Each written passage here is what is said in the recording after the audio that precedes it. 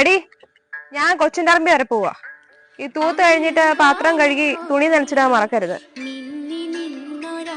അമ്മേ,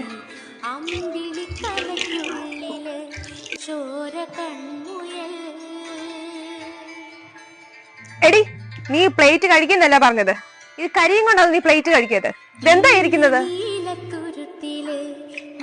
ഒരു പണിയും ചെയ്യത്തില്ല, എന്നിട്ട് അവൻ വിളിക്കുന്നല്ല പറഞ്ഞു നീ പണി ചെയ്തു പണി ചെയ്തു പണി ചെയ്തു എന്ന്.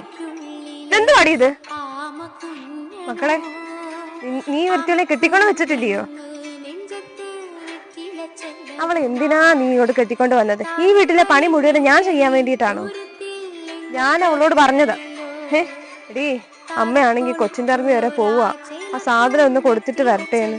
അന്നേരത്തെ നീ തേച്ചൊന്നും അഴുക്ക തുണിയൊന്നും വെക്കാൻ പറഞ്ഞപ്പോൾ അവൾക്ക് വയ്യ. അവൾക്ക് തേച്ച് മണക്കാനും വയ്യ, തുണി നനച്ചിടാനും വയ്യ. എന്റെ മക്കളെ, ഇതെല്ലാം അമ്മ വന്നു കഴിഞ്ഞപ്പോഴത്താണ് ഇതെല്ലാം ചെയ്തത്. എനിക്കാണെങ്കിൽ നട്ടുപോലും വയ്യ. ഒരു പണിയും ചെയ്യത്തില്ല അവള്, ഒരു പണിയും. ചോദിക്കണം മോനെ, ചോദിക്കണം. ഏട്ടാ, ഞാൻ ഈ പണിയൊക്കെ കഴിഞ്ഞിട്ട് ഇപ്പൊ വന്ന് ഇരുന്നതേ ഉള്ളൂ. എന്താ ഏട്ടാ ഇങ്ങനൊക്കെ പറയുന്നത്? അമ്മ രാവിലെ പോയതാ.